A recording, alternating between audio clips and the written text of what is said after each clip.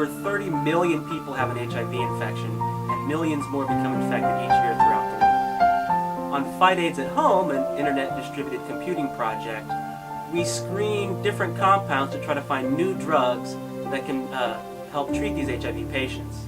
We're particularly interested in these multi-drug resistant mutant superbugs of HIV, and one of the main superbug involves changes in HIV protease, a model of it shown here, a 3D printed model.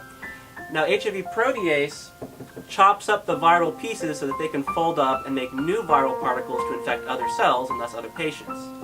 So on Fight AIDS at Home, which is part of IBM's World Community Grid, we screen different compounds to see how well they might bind to this active site where the current drugs bind, and thus gum up the works so that hopefully our synthetic chemistry and medicinal chemistry collaborators can then develop these initial candidates into new drugs for the treatment of HIV.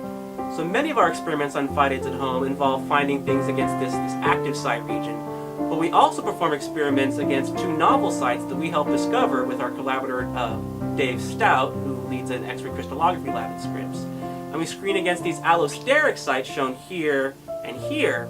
And allosteric means you bind here, but you get an action at a distance. So by binding here or up here, you can actually regulate the activity of this central active site region and thus potentially help block the enzyme by new mechanisms that the mutants can't yet counteract.